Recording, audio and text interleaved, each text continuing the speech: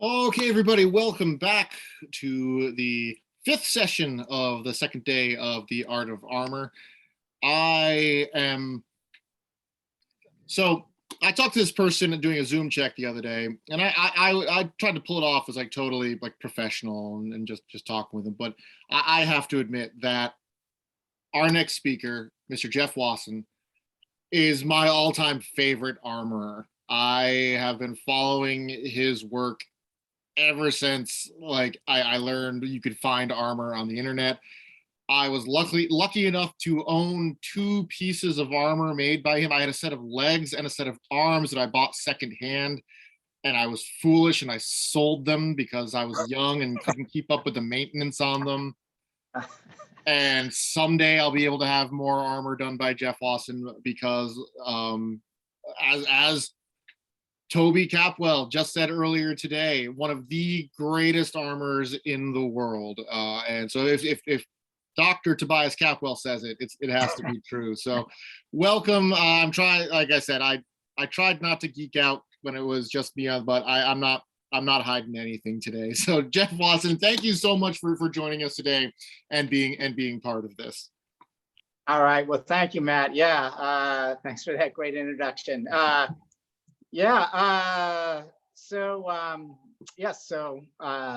Jeff Wasson, and I'm in my shop today, and I figured what we would do is I'd walk around and kind of give a tour, and I would tell you about the kind of stuff I did and do and have done in the past, and then also so I have a bunch of pictures that I'm going to try and show.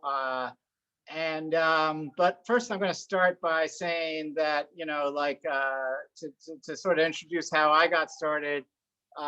So when I was a kid, I was always interested in the Middle Ages and knights and arms and armor and adventure. I think I saw like Ivanhoe and stuff on TV, and I thought that was awesome. And so I wanted to do that kind of thing. And I was also very creative and I like to make stuff. So I would, I was constantly doing things like in the woods and making things and sewing and painting and drawing and sculpting. One time I found a car hood and I decided I pulled this car hood, back to our house, and then I started chopping it apart and started making armor out of it. So that was kind of like the first, my first armor project. And actually I was hunting around looking for pictures of that, but I don't know where they are. I'm gonna have to dig them out at some point. So I made like a great helm out of that car hood.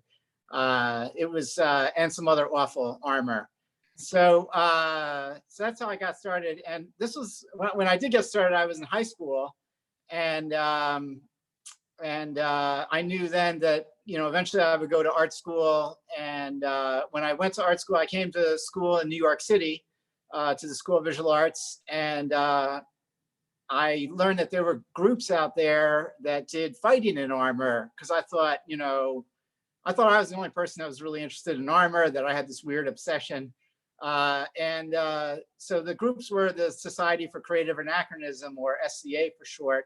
And so I just jumped right into that. And I started fighting and wearing armor and making armor for myself. And then I started making armor for other people.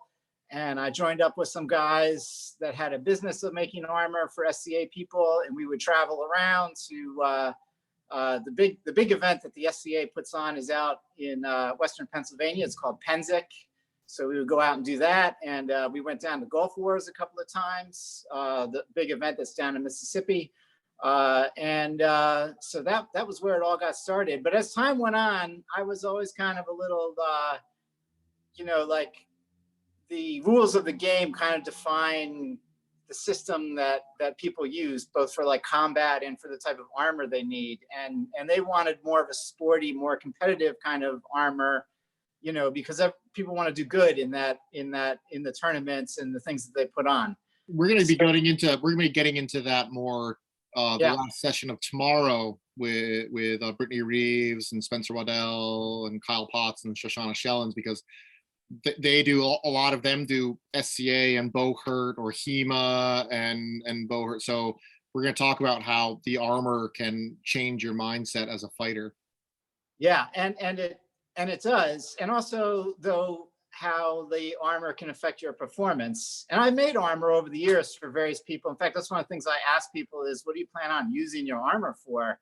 Because, you know, I want to make sure that whatever I'm making for them fits the function that they have in mind, and that they're gonna, you know, they're gonna get all that they can out of it. You know, like if you know, you wanted a jousting armor, but really you do foot combat, that doesn't really help you. You know, it's going to pull you away from what the intention is. So I try and find out from people when I, you know, ask them, well, what is your intended use, and, you know, how do you want to use it, and, you know, so that can affect, you know, the choice of how thick the plate should be, or you know, maybe it's slanted in a certain way towards a certain activity, or optimized in certain ways. So that's one of the things. So I've been in the SCA, was in the SCA for a long time, and I've kind of drifted away from it or out of it. I don't really go to events that much that often. Here in the East, there's this event called 100 Minutes. And before the pandemic, I would go do that every now and then with this group of guys that I like to, they're kind of like a brotherhood, and I like to fight with them. And that's what I like about the fighting, the camaraderie. And, you know, you're living out, you know, and that's the thing, thinking about, why am I interested in armor, and why am I making armor, and why am I doing this, you know, thing? Why are we learning about these things, you know?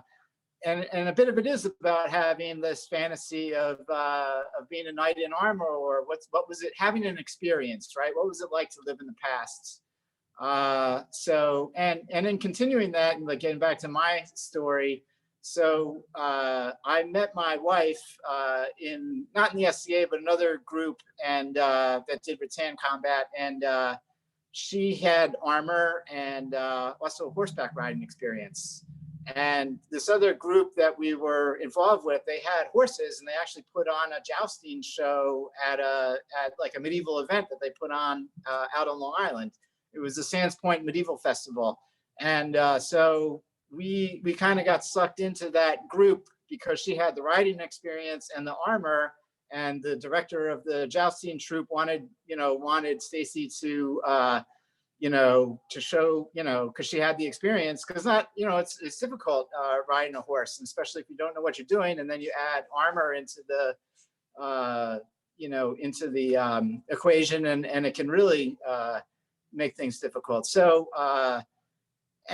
so when I first got involved, I was just her squire, and I was helping her out. And then I'd said, hey, I've ridden a long time ago. Maybe I could give this a try and see how it goes. And so I ended up getting up on horseback and started riding. And then I started doing the joust. And for jousting, the armor becomes a lot more important, especially key that you have a breastplate that really, protects your chest, and, armor that sort of protects your shoulders, because you're worried about the lance coming down and hitting you and getting into some sort of gap. So, and also, all the sort of deflective surfaces that you see in armor, this sort of ship's prow kind of effect for deflecting the point of a weapon become really important.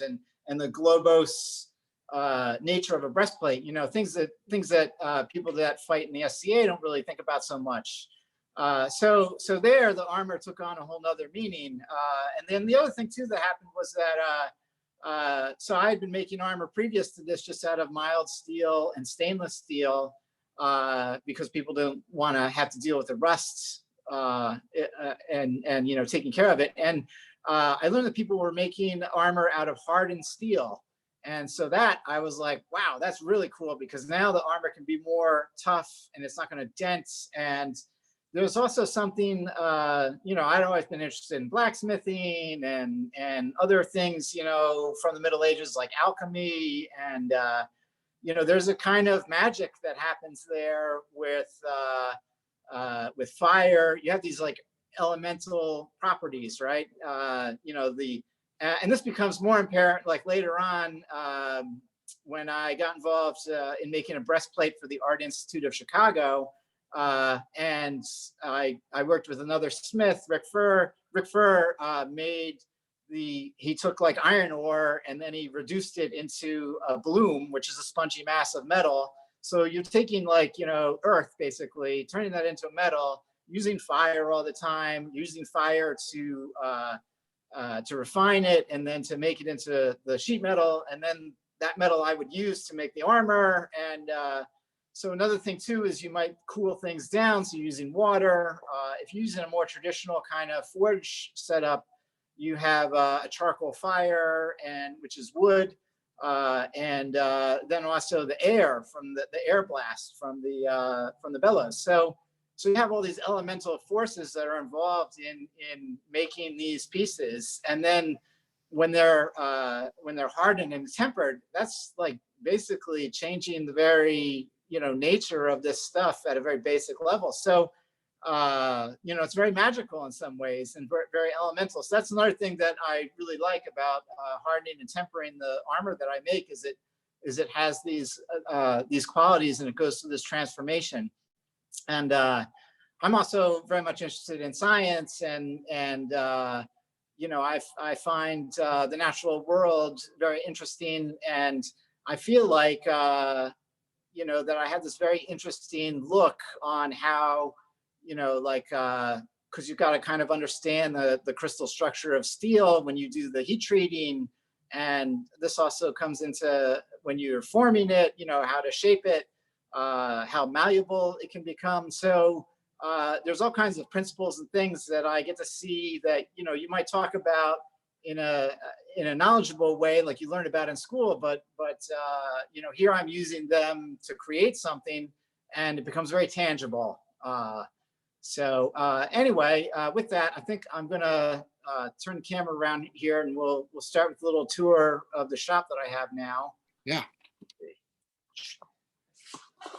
All right, so I'm gonna swing around to the other end here. So when you come into the shop, here's the door to come in, and this is what you see. So I have this huge bank of windows that looks out onto Manhattan. Actually, I can see the city. It's about 2 miles away. Beautiful skyline, and then looking down the shop, it's a triangular room. So there's the armor, my own armor right there. And this armor I've built like over the years, and I keep tinkering and modifying. And I was kind of a couple months ago very disturbed to learn that I've gotten to this point in middle age where it doesn't fit so well. So I'm trying to decide what I should do about that. But because what am I going to do? I'm getting to this point now where you get to a point in life where maybe you want to slow down with your activities just because you can't keep fit. Anyway, I'll talk about that a little bit later. So and then on this side, some stuff on the wall here. I have a lot of tables. Right now, the tables are covered with all kinds of stuff. There's 2 big projects that I'm working on right now. So here's a pair of leg castings for fitting the greaves. I like the technical use of tape. Yes, I use tape all the time for all kinds of things. So really what this was about was just to sort of, so I know where the knee is, right? Because it's hard to see once I put the armor over the top. So let's see here. And these are the legs that go with that, with these castings here. And I'm actually going to have a fitting with this gentleman tomorrow. And one of the tricky aspects is, so this leg harness is completely enclosed, and I don't want to cut that gap any. I don't want to make the knee gap behind any narrower, but we're trying to maximize the range of motion. Yeah. And one of the things we're trying to do is to have mail back behind the knee, which I don't know that anybody's really done. I mean, maybe somebody's done it somewhere.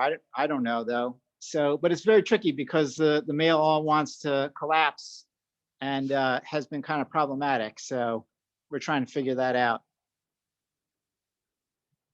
So this is kind of the main area where I do a lot of the shaping and hammering and forming. And so I have some anvils here, and then this table has a bunch of stakes on it, a bunch of hammers. There are 2 vices here for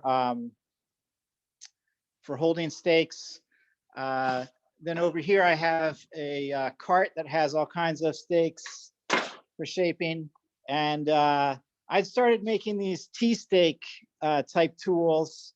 And I started to realize, well, I'm going to be making a lot of them. Why don't I just do something simple and make sort of like a hardy hole that I can just sort of stick a tool in.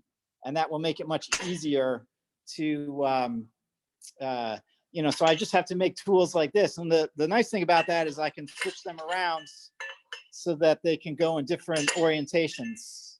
So this one happens to be something for getting an anti-classic curve. So if you have a shape like this that goes inside an elbow, and you can see how this would be formed around that stake, right? In fact, it just sits very nicely right in there. So I have made a lot of my own tools. Like a lot of these things were made out of forged pieces of metal, and then I've welded them onto square stock pieces, almost like Hardys.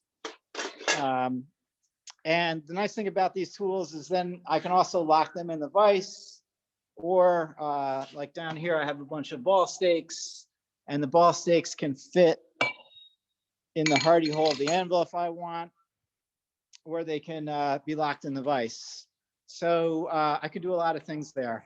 So the other thing that I use heat a lot. I have a forge. This is the forge. It's got fire bricks here. Basically, I sort of reconfigure the top depending upon the piece that I'm trying to heat up. And usually I'll only use this if I want to heat up something large. For smaller pieces or more spot heating, then I have an oxyacetylene rig with one of the torch savers that allows me to just sort of let it go on and off. So, and let's see here. So getting back to like some of the projects. So this is one of the projects that I'm working on right now. And it's a cuirass. It's actually a whole armor. And one of the things I've been doing, so when I do these whole armors, is I've been making drawings. Here's the drawing of the armor and some more of the details of the armor. And this is actually a piece that's in the Met, just like a knee piece that I'm using as a sample. And actually, this armor is based on this sculpture. Okay, it's in the Metropolitan Museum of Art. And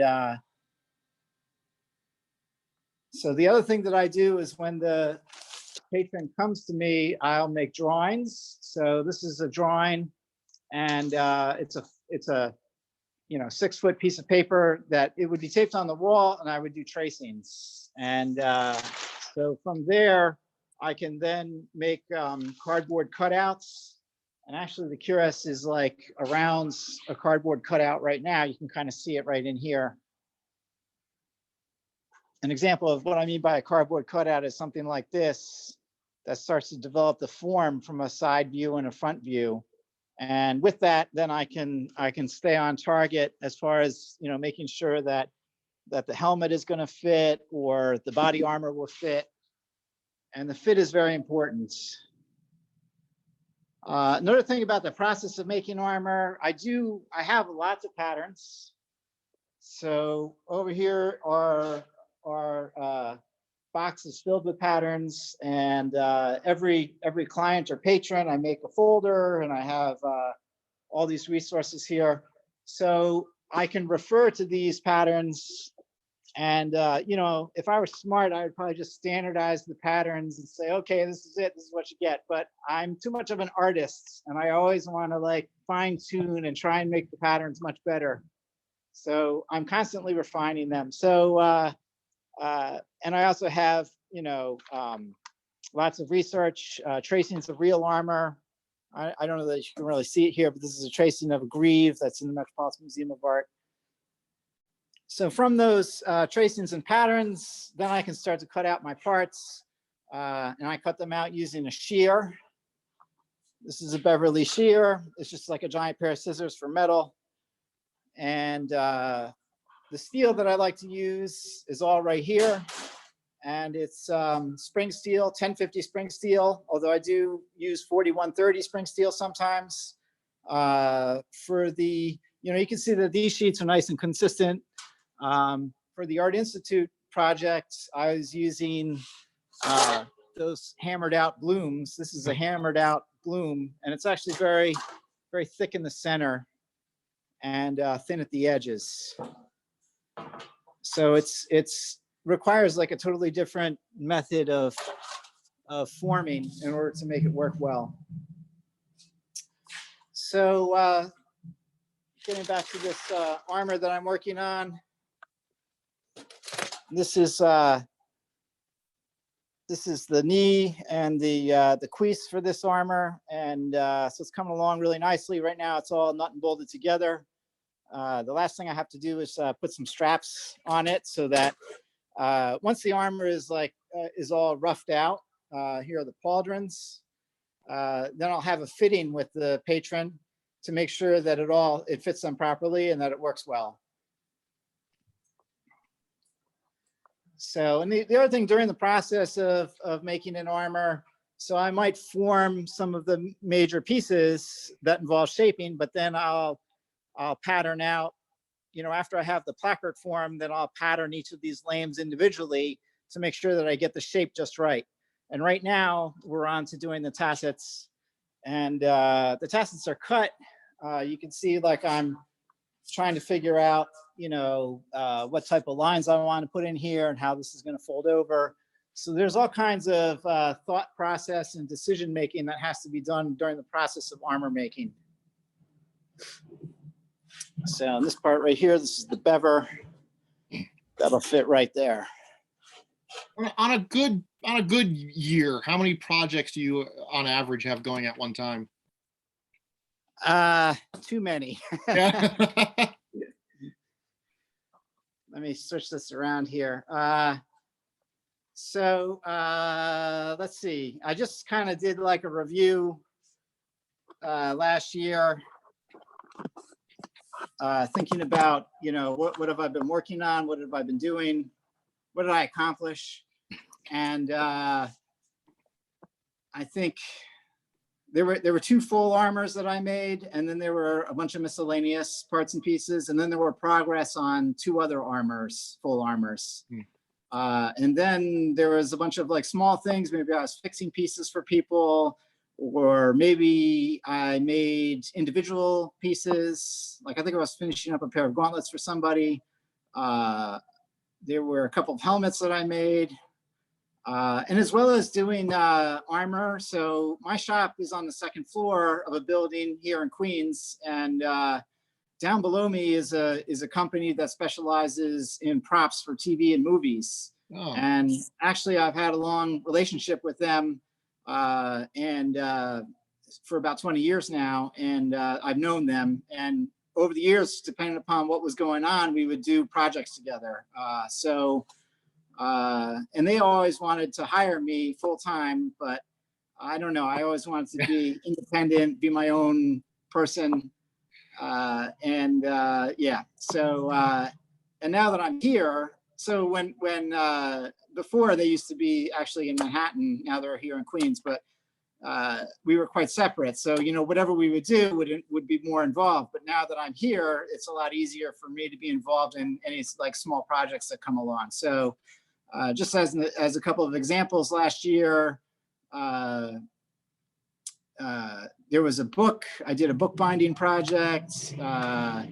I made Age of Empires was doing a big promotional thing. So we supplied a bunch of weapons to them that all got spray painted gold. And then they did some sort of like tableau in Times Square with actors, that were pretending to, go through the motions of, whatever you do in that video game. And yeah, I'm not a video game person. So I have no idea, but we couldn't source certain weapons. So I ended up making them. So I made like 2 Chinese repeating crossbows. They didn't really have to work, but they just had to look like they did.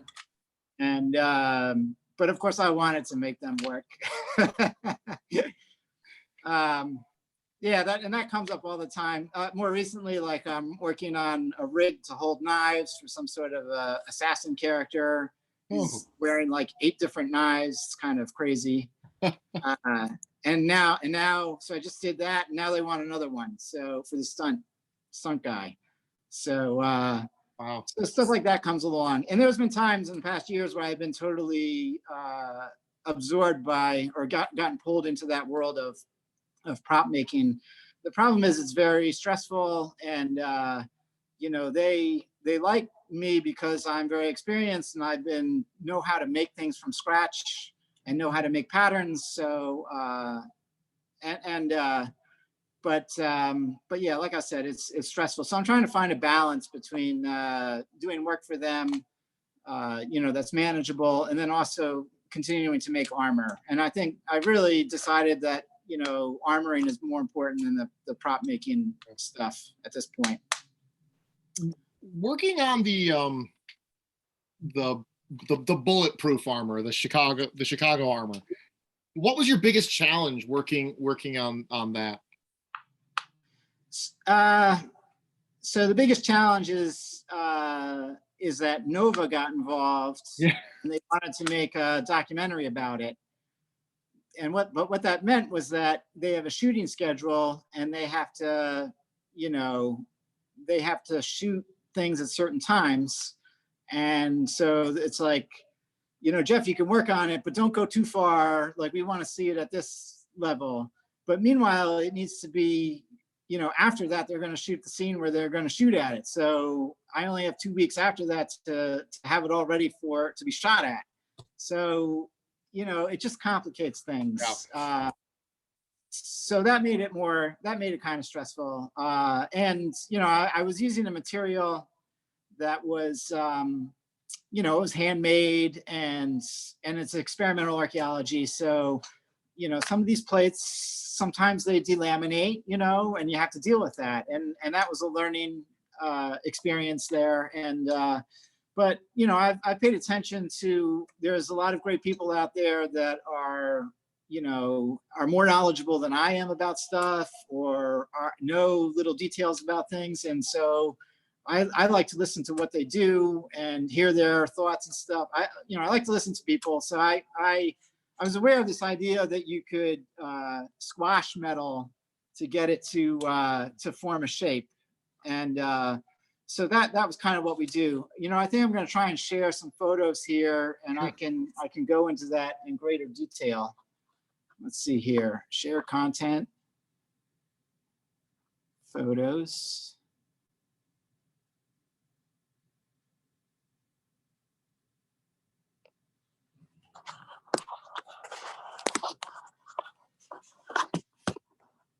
Okay.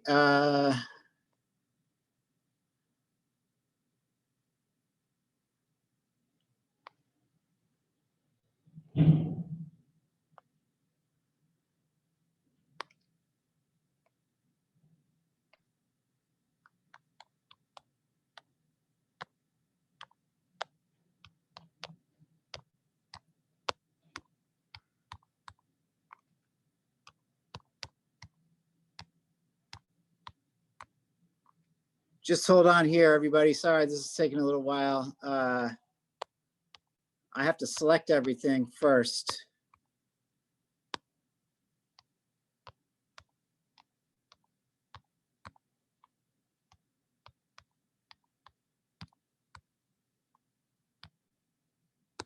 Okay.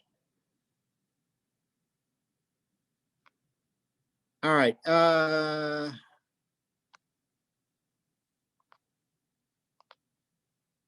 Matt, can you see on your end yet?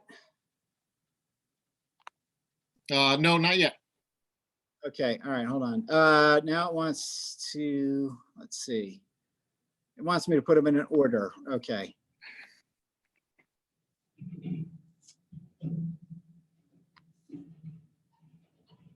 All right. Can you see that? Yes. So this was actually a clip from a little film that we threw together, and basically the idea is that you heat up the plate in the forge so it's red hot, and then you just hit it with a sledgehammer. Although it's really important the face of the hammer have the right sort of curvature, in order to create the volume. And really, the other thing I learned from this experience was we could have used a bigger anvil. And it probably would have been better if we had power hammers too. But and I think that if you were producing armor on a big scale, which you read about, you would, you have those water-driven power hammers. Yeah, like Dr. Kirchhoff showed us yesterday. Exactly, Yeah. exactly. In fact, that really, I was looking at that. Wow, like the canals that fed the water to the water wheels. I think people forget that there was a whole industry stretching all the way back to ancient times of people making things and using mechanical equipment to do it. Whether that be water driven or wind powered or animal powered. All right, let's see if I can get to a different picture here.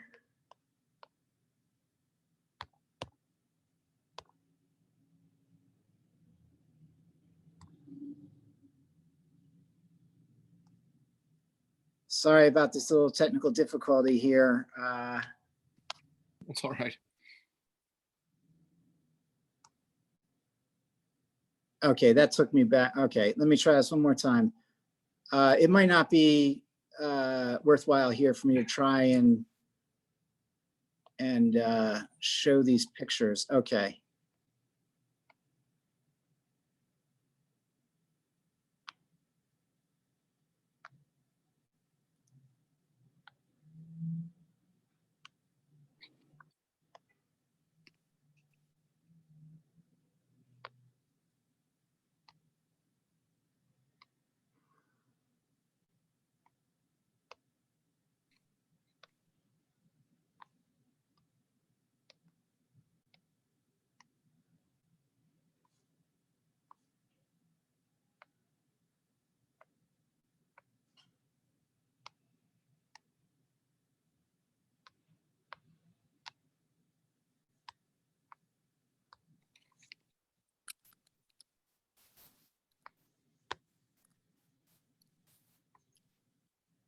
Okay, can you see that, Matt? Yes.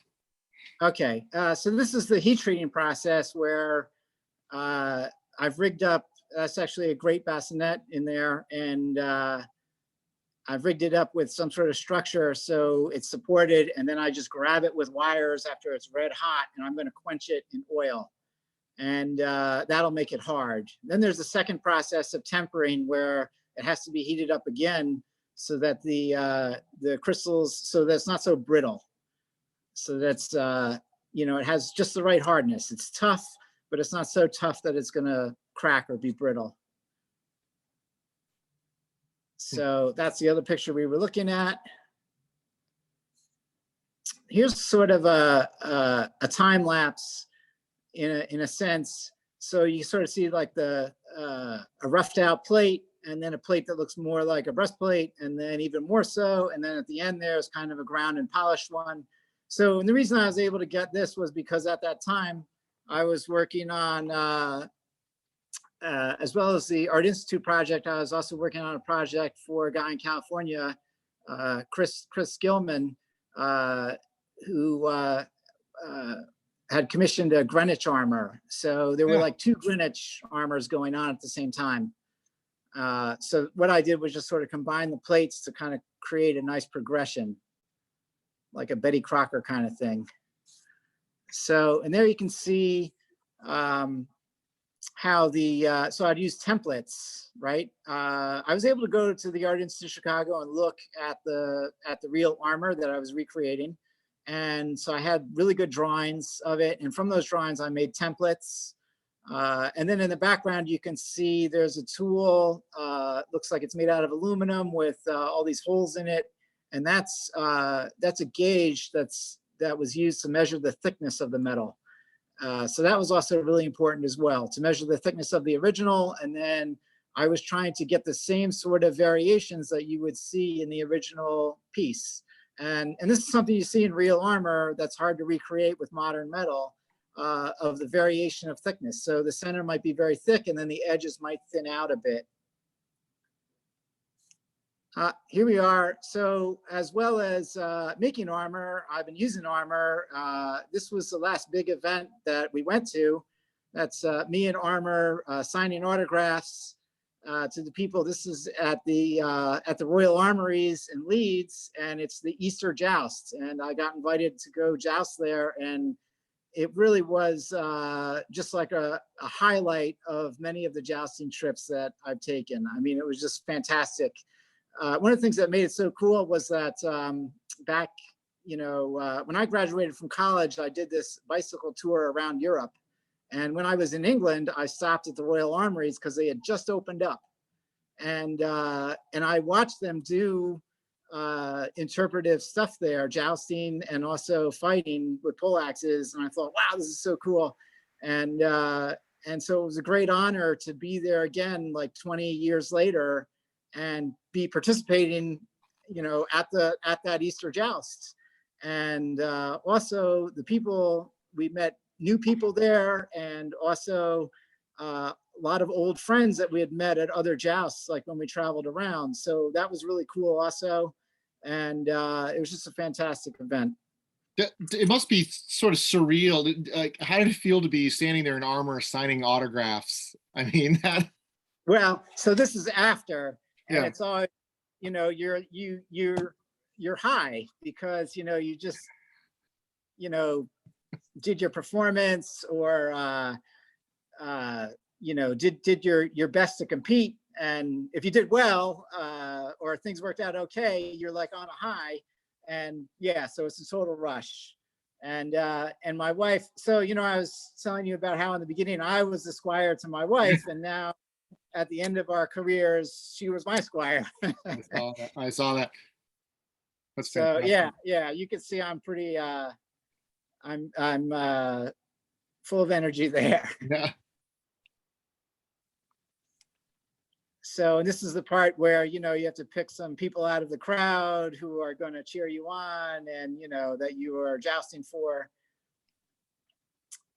So and they have this was a fantastic event. It was just really incredible.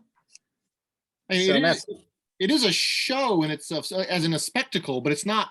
And you're actually competing, though. It's not like a Ren Fair where it's already planned out for you. You're actually we're actually competing, yeah. And actually, most of the balsa jousts that we have done over the years were competitions. Yeah.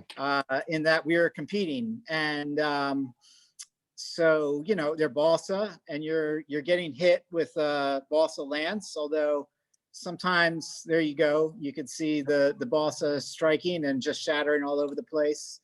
And but sometimes you get hit with the hard part of the lance, and you really get hit hard. Mm. So and it can be dangerous. You can get knocked off. In fact, in early on in my career, I remember getting hit so hard, I thought for sure I was gonna end up in the dirt. And I didn't. I managed to stay on. And then even just training for jousting, things can happen. I've fallen off, or the horse has tripped and I've fallen off. So I fully know the feeling. I used to actually semi-professionally show Morgan horses on the New England circuit when I was in high school and early adult. So I fully know the feeling. One, that you're talking about, that rush you get after the competition, especially if you did well, and also what it feels like to get knocked off or fall off your horse. Sure. Or sometimes everything works out great. I mean, I know we've had fantastic horses and everything's gone awesome and really good, but sometimes you have a bad day, or the horse is having a bad day, or there's bad chemistry between you and the horse. And for something that's kind of what seems so simple, oh, you just get on the horse and ride to the other end of that fence, right? Oh, that's easy. Well, it's a lot more complicated than that, because you're dressed in armor, you're wearing, you got to hold the lance. The horse doesn't like all the clattering of the metal. The horse knows that something's up. Oh yeah. The horse can get pretty uppity. I used to have a horse that basically had performance anxiety. In the practice ring, greatest rides of my life, championship rides. As soon as you got him to the competition ring, he would flip out. he knew the difference. It was really Yeah, good. yeah. So that's something. It's something that can happen. So getting back sort of to some armors I've made. This armor was made a couple years ago for a gentleman that does HEMA fighting, and this is an English armor in the English style, about 1440s. It's based on a Dennington monument, which is actually one of the monuments that Toby is in his book. And and I was just thinking about this armor because Toby was mentioning, the qualities of that style with the long skirt, symmetrical shoulder and arm defenses, great bassinet, fully enclosed legs. So, all those things combined to make a good armor for that type of fighting. So this one happens to be decorated with brass edging that has, it's a decorative border and imprinted with like a vine leaf design. That style of vestiges, is that really is that more of an English styling? That sort of that curved swooping. Yeah, this is definitely, so sometimes that style, they're sort of emulating little shields, but on this monument, I mean, it pretty much looks just like that. I think though, I mean, this gentleman was very like barrel chested and broad shouldered. So, and the gap that forms there, you want the vestibule to cover that gap as best as possible. I don't know, looking at pictures in retrospect, I think maybe I would try and like hang them a little bit differently, or maybe try and change the dimensions to make them try and fill that gap. Because it's one thing when it's just a sculpture, laying down, it's easy for a sculptor to make that look good, but armor has to, look good in different motions, right? With your arms up and down and protect you. So that's one of the hard things about trying to make armor and make it, make it work for everybody. Yeah. So actually, this is from a long time ago. This is from the Neiman Marcus Christmas catalog. So Neiman Marcus used to run this Christmas catalog. I don't know that they still do this, and they would put these crazy things you could buy for Christmas in their catalog. So somebody I knew, this is when I worked at the School of Visual Arts in the sculpture building, and there was a gentleman there that would take classes, and he was a businessman. And he's like, he saw that I was making armor, and he was like, I got an angle. Let's see if we can get your armor in the Neiman Marcus Christmas catalog as like as a special gift, and we did. Nice. And somebody ordered one. Really? I'm trying to look at what's the price? What's the price down at the bottom there? It was $20,000. $20,000. So, and this is right after early 2000s, so 2001, 2002, something like that, I think. So we can adjust for inflation. What's that? So we can adjust for inflation now, right? So and then getting back to the Greenwich armor. So I was telling you about Chris Gilman, and this is his Greenwich armor, which like over the past year, I think the pandemic was very helpful in that there was no prop stuff going on, and I was free to, nobody was bothering me. Everybody was like in lockdown, and but for me that was great because it means I could just go work in my shop by myself and not be bothered by anything or anybody, and I could get stuff done. And so I got his parts finished for this armor. Now I didn't do all the bluing and the gilding and the etching. That's all Chris. Chris did all of that. But the forms of the armor underneath. And also I should also say that originally this armor was started by Robert McPherson. I don't know, I want to say 20 years ago, maybe longer, maybe even 25 years ago.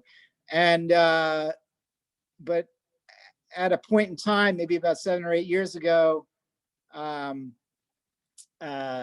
Chris had stopped the project for a while but then he picked it. He wanted to restart it again, but Mac, at that point in time, I think Mac was recovering from an injury, and so he passed it on to me. So I finished the armor. So actually, Mac, let's see, Mac did quite a bit on the leg harness and the arms and the breastplate, but I did the tassets, I did the fingers, I did the pauldrons. The bowl of the helmet was fleshed out, but I did all the visors. So so it was like a great combined effort between all of us. And then so after, and I supplied all the pieces polished and roughed out, and then Chris had them heat treated, and then he went and did the etching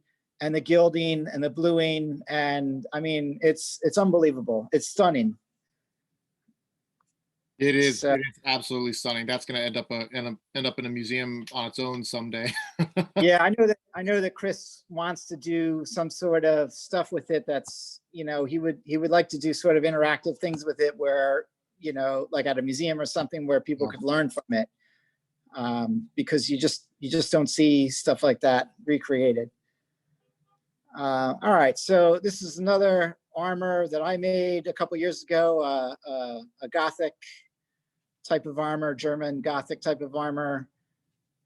Actually, I feel like I'm a bit more proficient in Italian armor than I am in the Gothic style, but I've had to do a couple of commissions recently in that style, so you know I'm learning new things. Yeah, that's fantastic. So I this actually is think I actually think so. Years ago, I had it was called a Burgundian style breastplate, and it was made by Kelson, or actually it came out of his shop.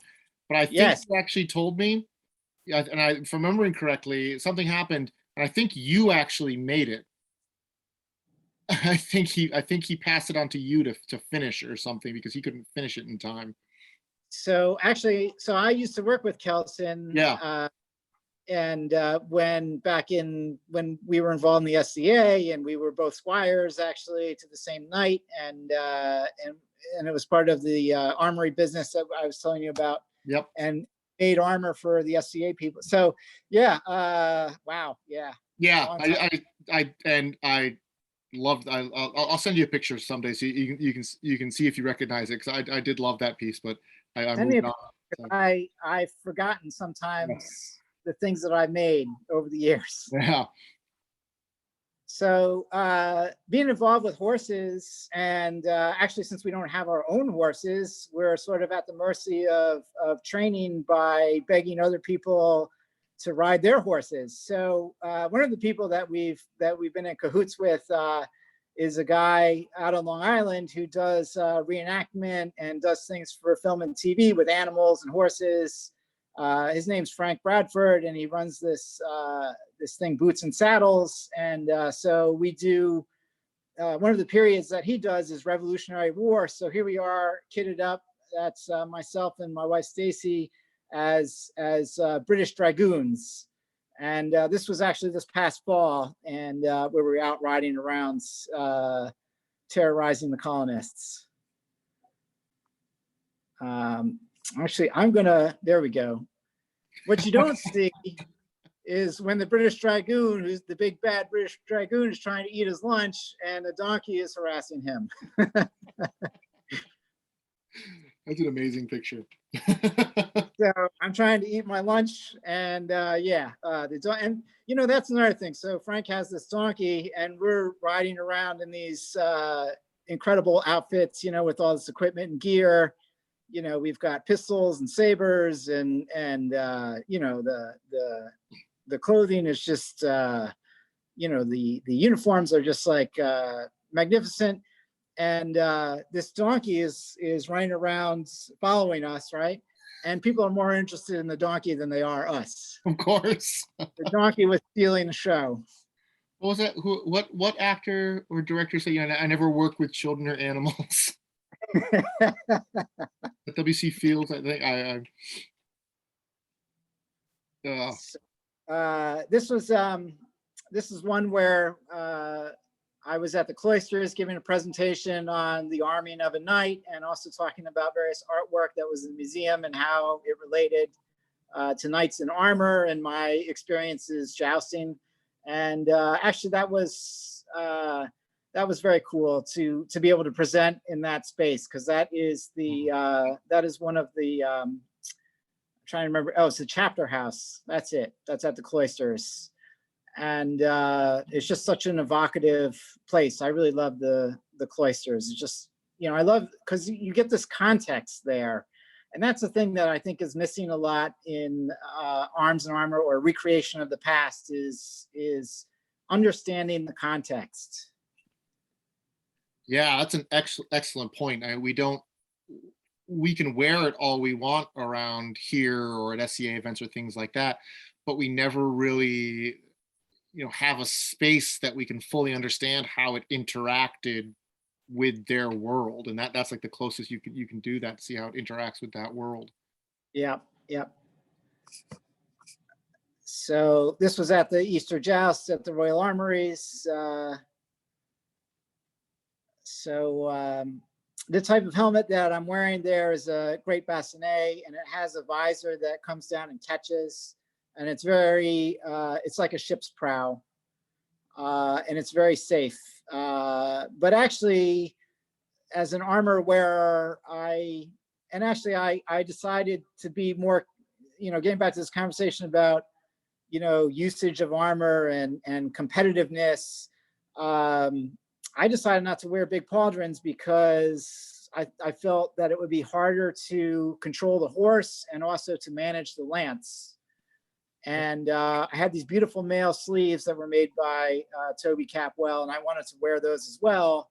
So, it was, a big part of the decision upon what to wear was, feeling comfortable in it so I could be successful and do well, but at the same time, looking good and, looking like completely kitted out. Another thing I'd like to do, so we've done a bunch of jousting things, but I also like the idea of what was it like to be a knight on campaign? And I know that there are people over in Europe that Arne Coates, I think there was some big event he did this past summer or spring where there were a bunch of them, out in the countryside in Europe. I don't know exactly where, but it looked really cool, a very immersive kind of experience with horses, and the helmet I'm wearing in this picture here, you would not want to wear that on campaign because it's strapped on. It's hard for me. I have to turn my whole body if I want to look in a certain direction. I mean, at least I can open the visor and see and drink and talk, but really I can't hear that well because the face opening kind of covers my face so well, it doesn't allow sound to get in. So more and more I've been thinking about, how to wear the Salad and Bever and using that system. And I think a lot of people in the modern world don't really, or modern reenactment don't really quite understand how that works or how it should work. And it's an area that needs to be explored more.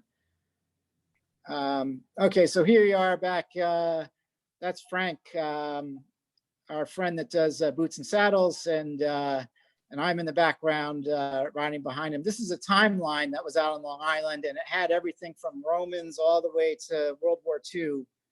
And this was a really cool event because there were just so many different people there and different times, and people could walk around and see what was going on and ask questions, and you could kind of see, you could see all different time periods.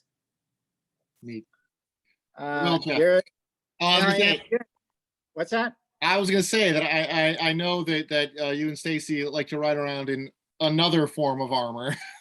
Yes, exactly. And you would, that's another thing. It's surprising how there are parallels, like a knight in armor and on horseback.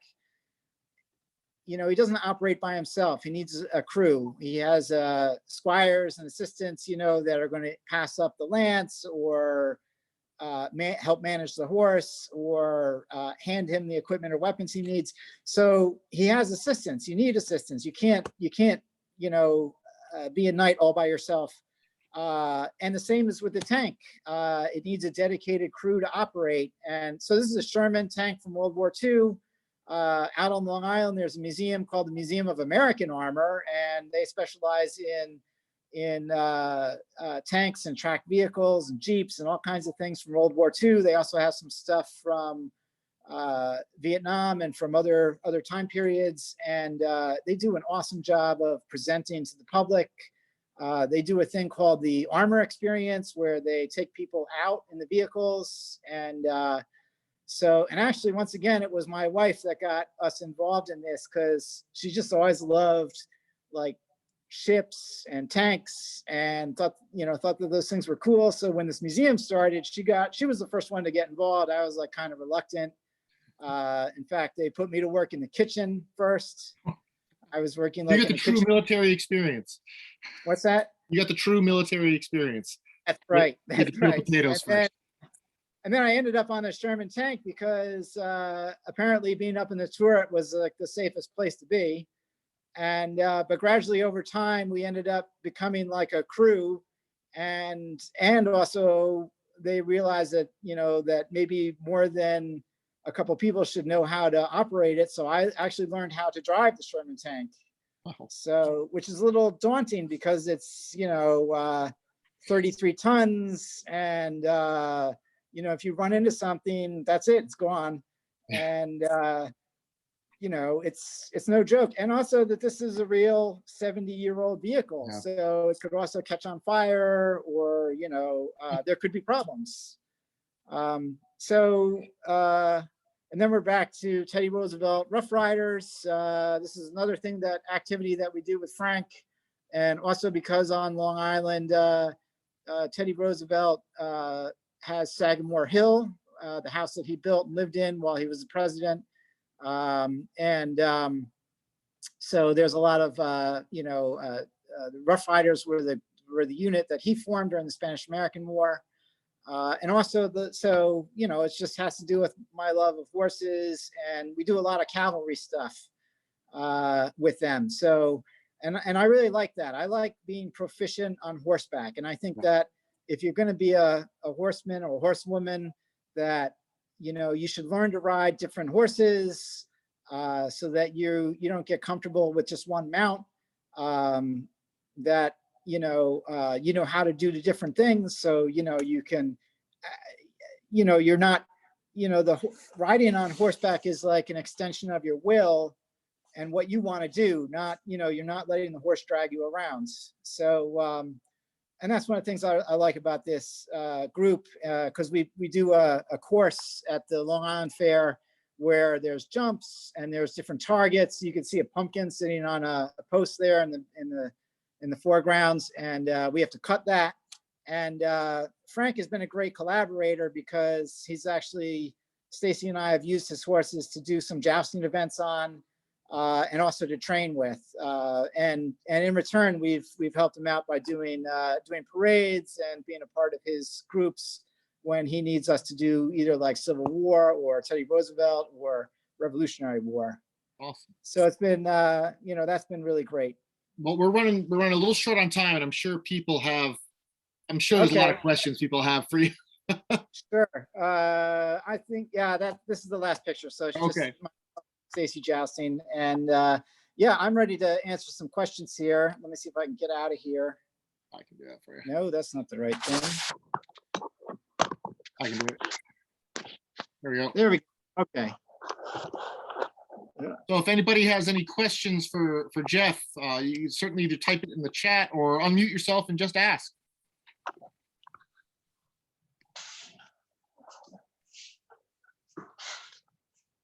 Yeah, I'm going to go ahead and jump in here.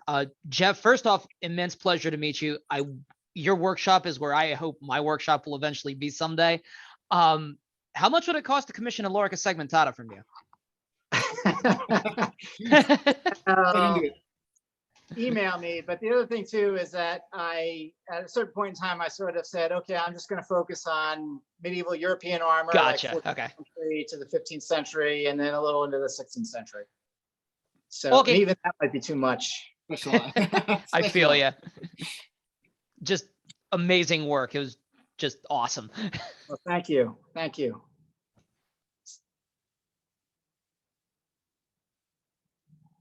Anyone else have a question for Jeff?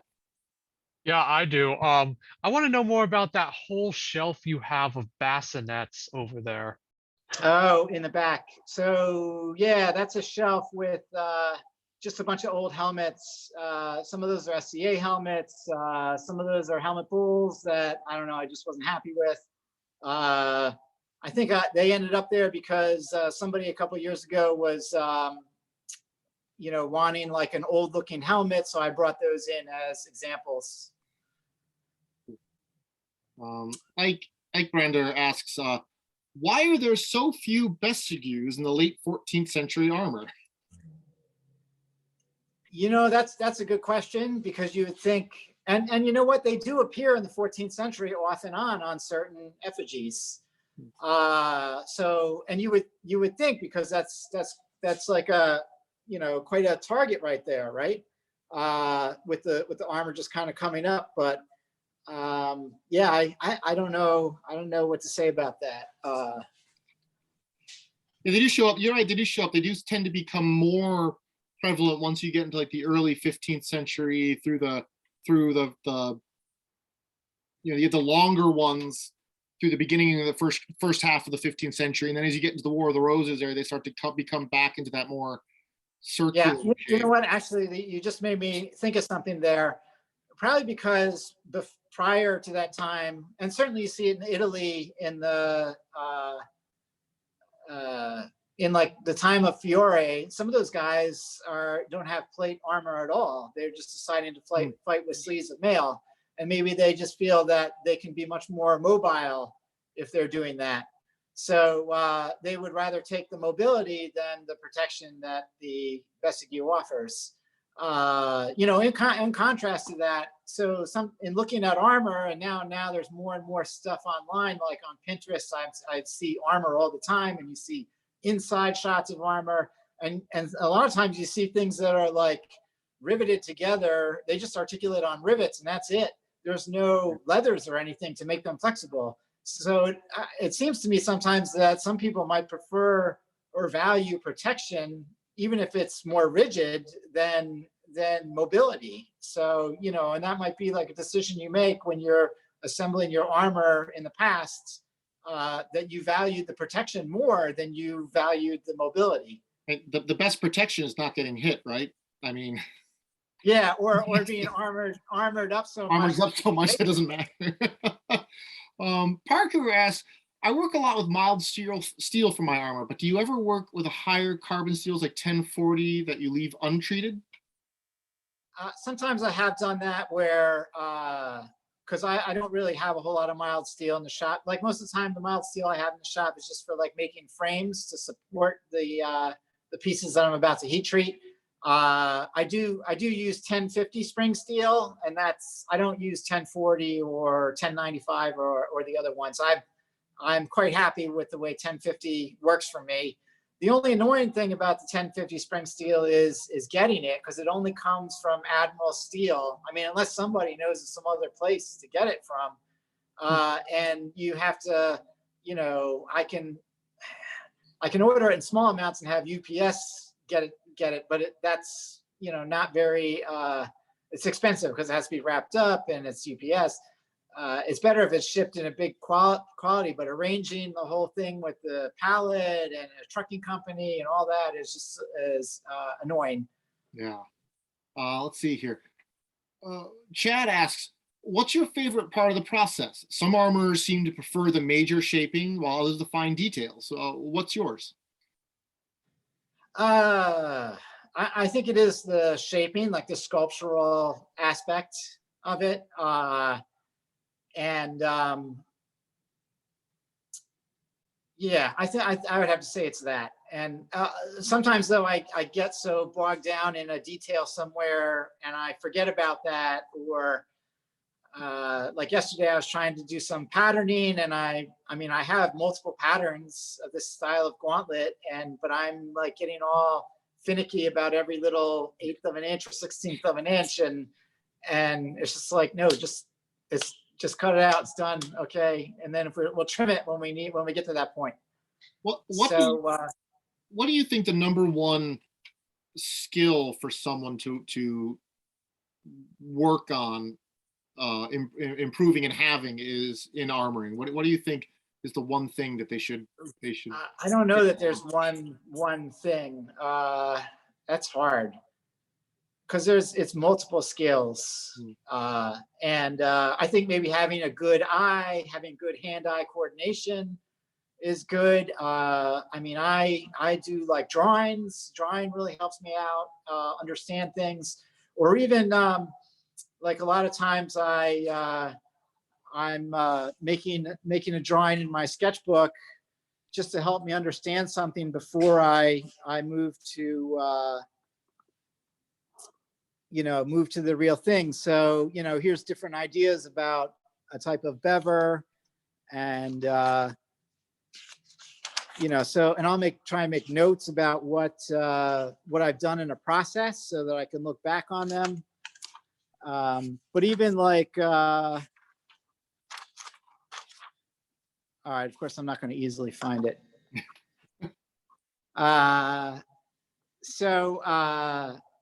Yeah,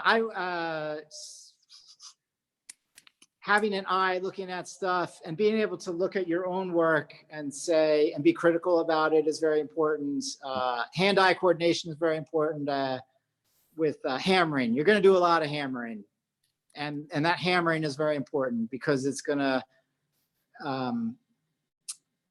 that's what's going to shape the metal, and that's going to give you the form.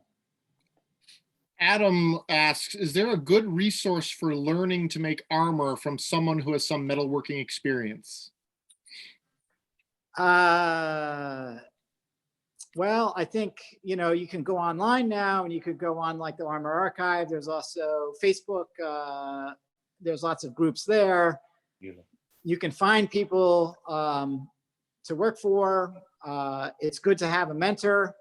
And to work with somebody else that's been doing this kind of thing, or even if you did something with blacksmithing, like if you found a blacksmith to go work for, that would help you out because you would start to work with hot metal and also hammering. So you got to find somebody to work with, and you could just start doing things yourself like I did all those years ago. In this day and age, though, being able to communicate with other people, you definitely, I think it would be easy enough to find somebody that's in your area where you could learn how to do this. I do take on apprentices or assistants, and yeah, so if you live in New York City and you want to come work with me, contact me, all right? And let's get started, okay? If you're gonna start doing it yourself, though, don't go stealing people's car hoods. Don't.